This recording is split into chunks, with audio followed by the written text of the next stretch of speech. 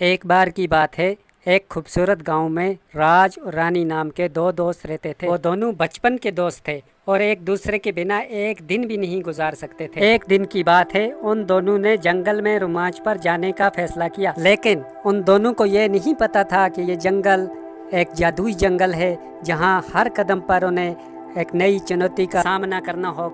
एक सुबह राज और रानी दोनों अपने बैग पैक करके जंगल की ओर निकल पड़े और सामने ही जंगल के प्रवेश द्वार पर एक जटिल नक्काशी वाला पुराना गेट था। और जैसे ही उन्होंने गेट को छुआ, गेट अपने आप खुल गया और वो दोनों जंगल के अंदर चले गए। उन्होंने देखा जंगल के अंदर रंग बिरंगे फूल और अजीब व गरीब पेड़ थे और हर पेड़ की अपनी कहानी थी। एक पेड़ ने अचानक राज को आवाज़ दी, राज इस रास्ते से मत जाओ, और आगे एक बहुत बड़ी झील है जिसे बहादुर ही पार कर सकते हैं। और राज ने रानी से कहा कि चलो इसी रास्ते पे चलते हैं, क्योंकि हम तो बहादुर हैं। और वो उसी रास्ते पर चलने लगे। रास्ते में चलते चलते थोड़ी दूर जाने के बाद वो एक खूबसूरत और जगमगाती हुई झील पर पहुंच गए और उस जादुई झील में तारे टिमटिमा रहे थे। जैसे ही रानी ने पानी को छुआ, वहाँ एक परी रानी प्रकट हुई। परी रानी ने कहा, तुम दोनों बहुत बहादुर हो। इस झील में एक रहस्य छुपा हुआ है और जो कोई भी इस झील में कूदेगा उसे विशेष आशीर्वाद मिलेगा। तभी उन्होंने सोचा कि उन्हें इसे आजमाना चाहिए। एक दूसरे का हाथ पकड़कर वो दोनों इस झील में कूद पड़े, लेकिन पानी के नीचे उन्होंने एक जगमगाता हुआ अजीब शहर देखा, जहाँ परियां और जादू हर तरफ थे।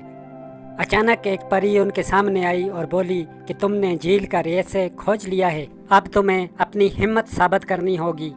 तुम्हें 3 जादुई चुनौतियों को पार करना होगा।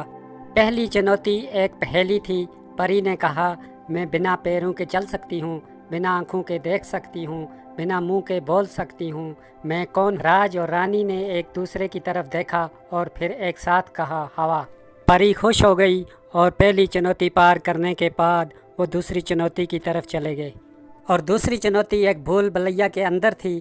भूल भुलैया टिमटिमाती हुई रोशनियों से भरी हुई थी और उन्हें बिना भटके उस भूल भुलैया को पार करना था। राज ने रानी का हाथ थामा और उन्होंने अपनी आंखों से ज़्यादा अपने दिल की सुनी और धीरे धीरे वो उस भूल भुलैया से पार निकल गए।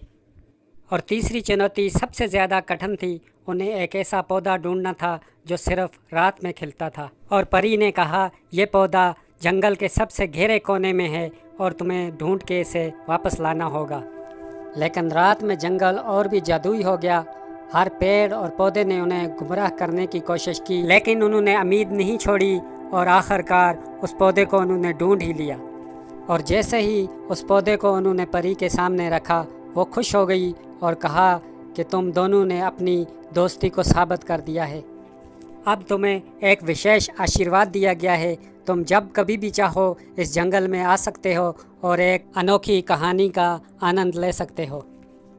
राज और रानी बहुत खुश हुए और वो खुशी से अपने गांव वापस लौट आए और वो हर दिन अपने रोमांच के बारे में बात करते थे और अपनी जादुई यात्रा के बारे में सोचते थे।